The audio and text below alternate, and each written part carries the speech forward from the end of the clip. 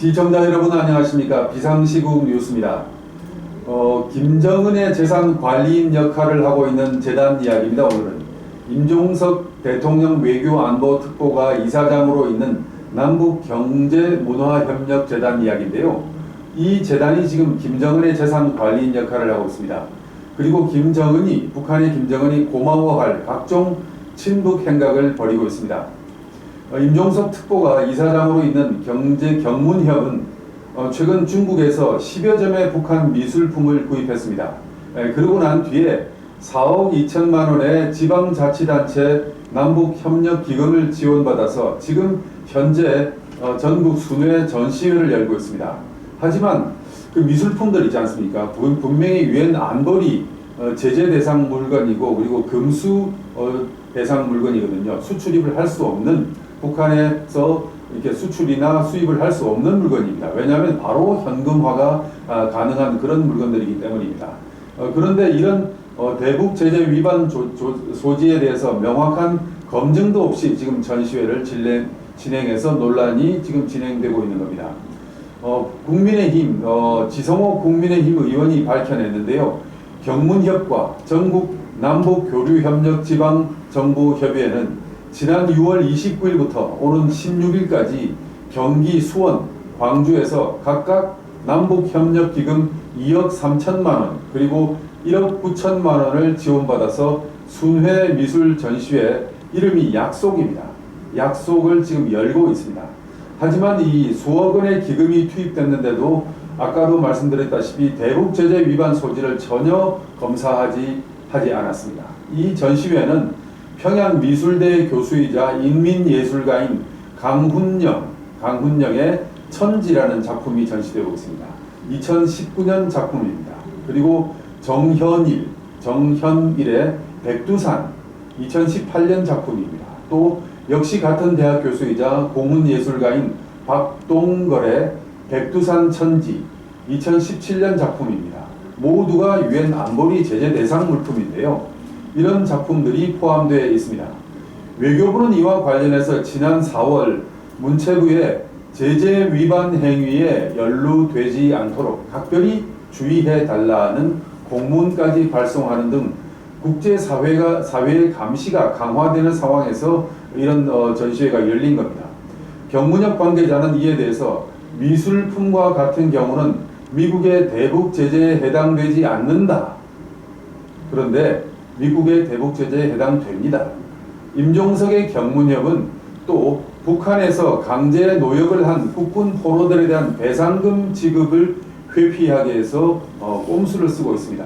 무슨 말이냐면은 최근 이제 국군 포로들이 북한에서 강제 노동을 시달린 것에 대해서 배상을 하라고 이제 그 소송을 냈는데 북한에서 배상금을 받아낼 수가 없으니까 우리 대한민국 재판부가 북한의 재산을 관리한다고 볼 수 있는 대한민국의 임종석의 경문협에게 대신 배상하라고 이렇게 지금 이제 판결을 내렸는데, 그 임종석의 경문협은 지난 2월 법원에다가 북한 정부 재산과 언론사 재산은 별개라는 답변서를 제출한 사실이, 이것도 이제 최근 언론의 보도를 통해서 확인된 겁니다. 확인됐습니다. 그래서 돈을 내지 않고 있었던 겁니다. 경문협은 왜 이렇게 이제 국내 언론사나 이런 데서부터 북한의 저작권료를 챙기느냐. 2005년부터 북한을 대리해서 국내 방송사 등을 상대로 조선중앙TV 영상 등의 사용에 따른 저작권료를 받아왔습니다. 그런데 이 돈을 이제 받아서 북한으로 보내야 되는데 2008년 박광자 씨, 우리 측 그 대한민국 민간인 박광자 씨가 금강산 관광을 갔다가 북한군의 총에 맞아서 피격 사망 사건이 일어났지 않습니까? 그 이후에 이 돈을 북한으로 송금하는 것이 금지됐습니다. 그러니까 2009년부터 저작권료는 따박따박 꼬박꼬박 받는데 그 돈을 북한으로 보낼 수가 없으니까 법원에 공탁을 했던 겁니다. 그 금액이 23억 원에 이르고 있다고 합니다. 그러면 임종석 씨는 어떻게 북한의 재산을 관리할 정도로 북측의 신임을 얻게 되었을까? 사실상 이것은 경문협이 일본의 조선노동당 지부라고 할 수 있는 조총련이 전격적으로 사업 노하우를 전수했기 때문입니다. 일본에서도 사실 북한의 동영상이나 사진, 이미지 등은 각종 언론사나 출판물에서 인기를 끄는 콘텐츠였습니다. 하지만 과거에는 이런 콘텐츠가 돈이 된다는 개념이 없었기 때문에 일본의 조총련이 거기에 대해서 그냥 묵인하고 있었는데, 언제부턴가 이것이 돈이 된다는 것을 알고부터 일본 조총련은 법인을 만들어서 일본의 언론이나 출판물 등에서 북한 콘텐츠를 사용하는 주체들로부터 저작권료를 걷기 시작했습니다. 여기서 생기는 자금 대부분을 북한으로 송금했는데요.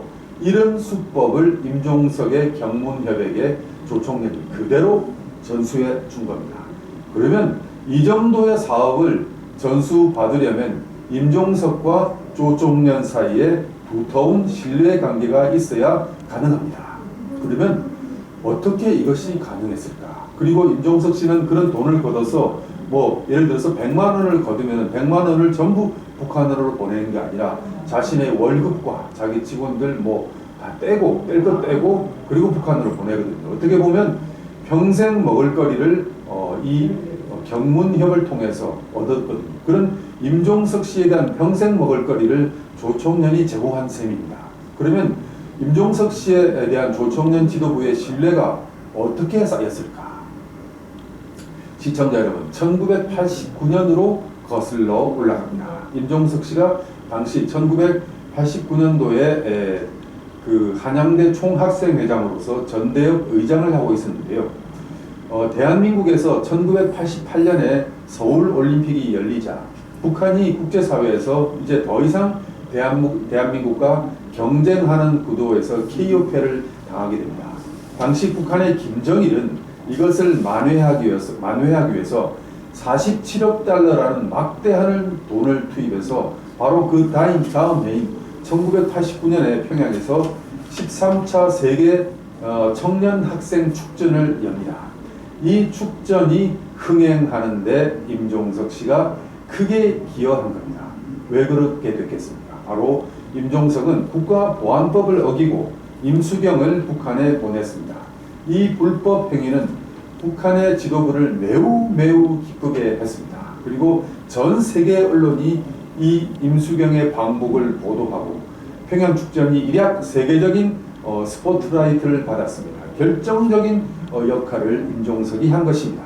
뿐만 아니라 조총련은 이 평양 축전을 만드는 데 있어서 조총련은 그 대회 자금의 거의 반 정도를 조총련이 담당했습니다. 조총련은 그 돈을 어떻게 끌어모았겠습니까? 바로 우리 제일동포들, 야끼니쿠라든지 그러니까 불고기 식당이라든지 빠찡코라든지 이런 일본 사회에서 가장 밑바닥에 일을 하는 이런 제일동포들로부터 돈을 긁어 모은 겁니다. 그 돈을 긁어 모아서 북한으로 보냈습니다. 대회 자금을 보낸 겁니다. 그런데 이 대회가 별 주목을 받지 못하면 조총련 지도부는 체면을 구기게 되는데 그 조총련 지도부가 체면을 펴는데 임종석이 결정적인 역할을 하게 됩니다. 당시 조총련 간부들은 임수경이 방북하지 않았더라면 평축 자금 모집 후에 조총련 교포들로부터 자금 낭비라고 비판을 받았을 것이다. 임수경의 방북으로 조총련이 살았다. 그녀를 부르려고 북한이 임종석 전대협 의장에게 돈을 얼마나 보냈는지 모르겠지만 좋은 거래였다. 이렇게 말했다고 합니다. 조총련 지도부가 임종석 씨를 고맙게 생각하는 것은 이것뿐만이 아닙니다. 바로 그 임종석 씨가 자기 가족들을 통해서 그 이후에도 조총련을 다양하게 지원합니다. 그중 하나가 임종석 씨의 부인인 김소희 씨가 2004년부터 조총련 산하의 조선학교에 초중고 과정입니다. 초중고 과정인 조선학교에 책을 기증하는 운동에 참여한 겁니다. 김소희 씨는 조선학교를 여러 번 방문하게 됩니다. 그러면서 한국에서 책을 모아서 이렇게 조선학교에 기증하면서 여러 가지 조총련과 임종석 씨를 연결하는 작업을 하게 됩니다. 임종석 씨는 부인을 통해서 조총련과 계속 연계해 오고 있는 것입니다. 이러한 이러한 커넥션 덕분에 조 총리는 임종석의 경문협을 만들 수 있도록 지원을 했고, 그것을 통해서 임종석은 평생 먹을거리를 챙겼고, 그리고 지금 임종석 씨가 이사장으로 있는 이 경문협은 여러 가지 김정은이 고마워할 그런 다양한 친북 행각을 벌이고 있는 것입니다. 시청자 여러분, 오늘 방송 여기까지입니다.